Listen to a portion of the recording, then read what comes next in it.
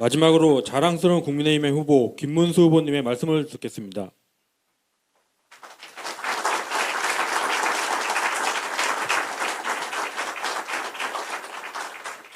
여러분 정말 죄송스럽습니다.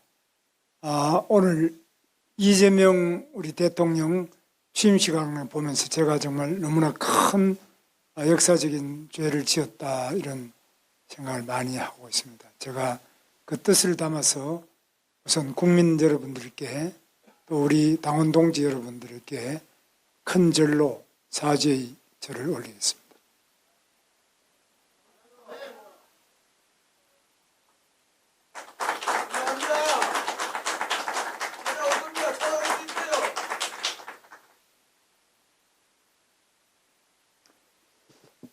저는 이번에 이 선거를 하면서 그리고 정말 국민들이 대부분이 원하지 않던 이재명 대통령이 오늘 취임을 하게 되는 과정을 보면서 역사는 이렇게 가는구나 생각하고 제가 왜 이렇게 되었을까를 깊이 생각을 해봤습니다.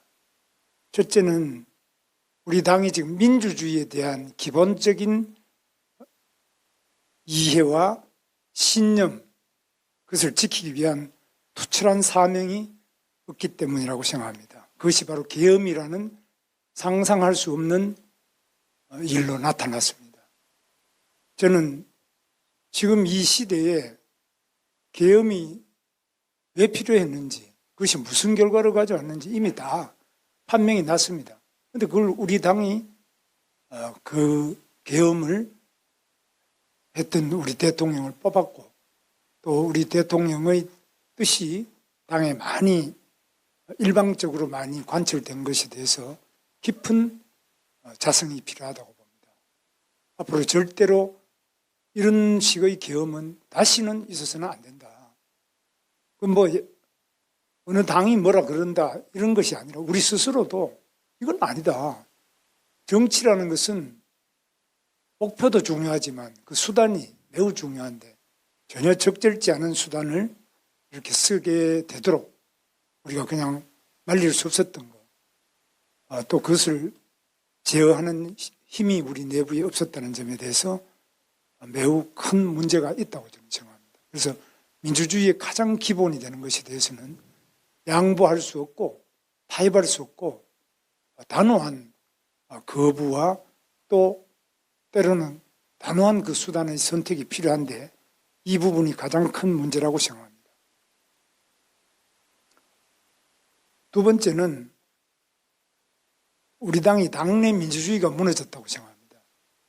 우리가 과연 어떤 사람을 당대표로 뽑느냐 또는 누구를 우리가 공직 후보자로 뽑느냐 민주주의가 완전히 사라져버렸습니다.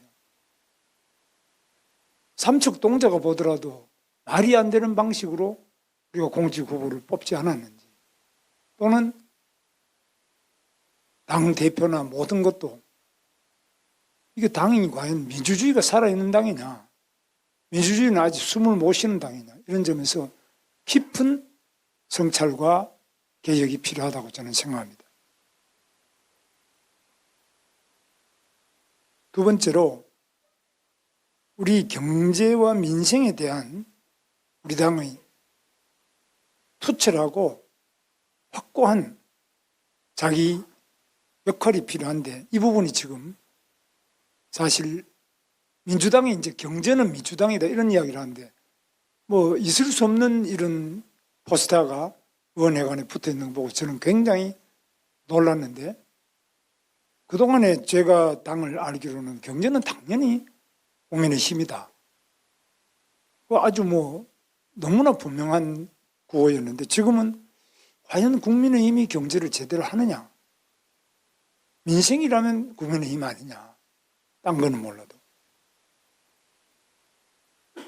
이런 점에서 우리 당 자체가 세계 경제의 그 흐름과 또 국내 경제의 구조적인 발전 전략에 대해서 확고한 비전을 가지고 확고한 전략을 가지고 경제 정책을 밀고 나가는 그런 당이냐, 또 그것이 국민들에게 믿음을 주고, 경제가 위기면 당연히 국민의힘을 뽑아야지. 국민의힘에는 경제 전문가가 있지. 그 사람들은 경험과 실적이 있어서 그분들이 맡으면 경제는 살릴 거야. 이런 어떤 확신을 주고 있지 못한 거 아니냐. 세 번째는 외교 안보에 대해서도 마찬가지로 지금 핵무기와 한미동맹 여러 가지 외교 부분에서도 우리가 확고한 우위를 주고 있느냐. 이번에도 예를 들면은 이종석 같은 사람이 국정원장이다. 국정원이 그런 거냐? 국정원이 북한의 내재적 접근 방식을 통한 이미 다 검증된 이런 사람이 국정원장을 하는 게 맞느냐? 저는 굉장히 불안하고 의구심이 많이 들었습니다. 야, 벌써 시작이구나. 국무총리 김민석도 마찬가지입니다. 이 사람들이 과연 우리 대한민국을 통합으로 가져가느냐? 대한민국을 어디로 가져갈 거냐? 저는 굉장히 불안합니다. 여기에 대해서 그러면 누가 이것을 제대로 대안으로 제시하고 바로 가져갈 수 있느냐? 이건 국민의힘 외에는 없지 않습니까? 공무원은 절대 알아도 말을 안 합니다.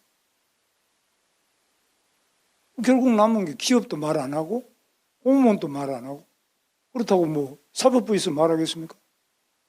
국민의힘이라는 정당밖에 없는 거 아니에요. 그럼 여기서 과연 명확한 인식을 가지고 명료하게 다른 대안, 확고한 어떤 비판을, 대안적 비판을 하고 있느냐? 저는 굉장히 한번 생각해 봐야 될 점이 있고, 이런 점에서 우리가 깊이 좀 돌아봐야 될 점이 있다. 그리고 무엇보다도 우리 당이 지금 민심의 움직임, 현장, 가장 생생하게 살아 움직이는 그 골목골목의 민심을 얼마나 반영하느냐.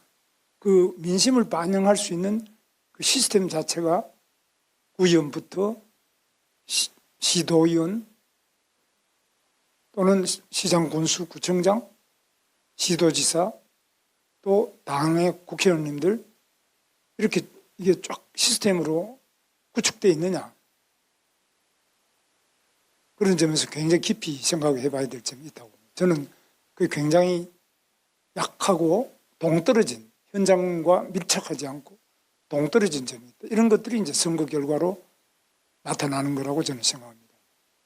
단순히 뭐 열심히 뛴다 안 뛴다 이런 것이 아니라, 그래서 우리는 근본적으로 밑바닥에 가장 민주주의의 뿌리, 그리고 제일 밑에서부터 이게 어떻게 시스템으로서 구축돼서 중앙당이 작동하고 그것이 가장 관료적이지 않게 민감하게 유연하게 민심을 수렴하고 민심에 우리들의 정확한 뜻이 전달이 되느냐, 이런 것들에서 아까 이제 모든 우리 김영태 비대위원장님과 주요한 아까 발언자들 말씀하신 거하고 저는 같은 맥락인데, 그래서 우리끼리 지금 또 이제 다투는 것도 어느 정도 다투고 어느 정도까지는 다투지 않아야 되겠느냐, 이런 부분도 좀 어떤 룰 자체가 확립이 안 돼 있다고 저는 생각합니다.